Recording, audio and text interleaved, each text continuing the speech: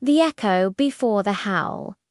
How wolves rewilded Yellowstone. Imagine standing in Yellowstone National Park.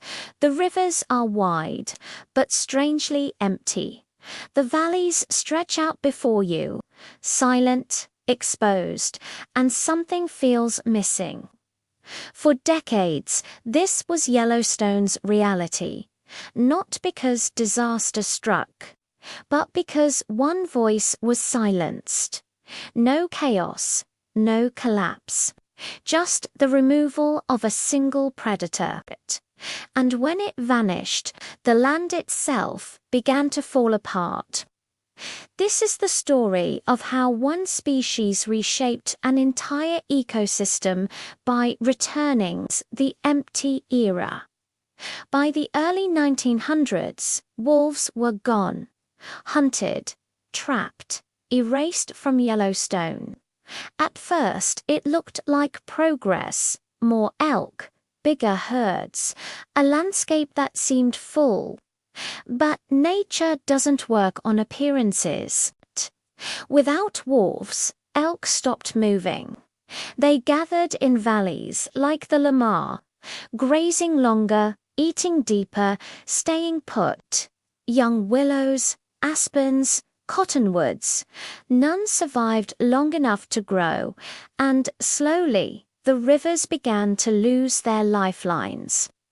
When rivers began to break, rivers don't survive on water alone. They rely on roots. As vegetation disappeared, riverbanks weakened. They collapsed. The channels widened. Water rushed instead of rested. The Lamar Valley lost complexity, lost shelter, lost life, all because a predator was missing. The decision that changed everything. In 1995, Yellowstone made a choice. Wolves were brought back, not as symbols, but as a test.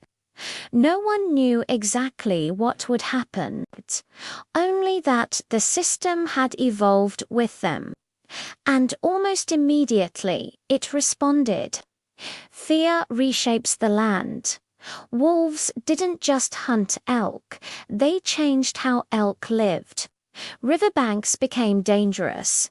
Open valleys demanded awareness. So elk moved. They grazed quickly. Then they left, and for the first time in decades, plants were allowed to grow. Willows rose. Aspens returned. Roots stitched the soil back together. Beavers return. As the willows came back, so did the builders. Beavers with food restored, they returned to the Lamar. They slowed the water. They shaped the land. Dams formed wetlands. Wetlands created life. The system began rebuilding itself. Rivers remember. The river changed course. Braids formed. Oxbows returned. Water lingered. Fish thrived. Insects multiplied. Otters hunted. Birds nested. The river wasn't just flowing. It was alive. The lesson: this is a trophic cascade. One species, countless consequences. Wolves shaped elk. Elk shaped plants. Plants shaped rivers. Yellowstone didn't need repair. It needed balance. And when the wolf returned, the land remembered who it was.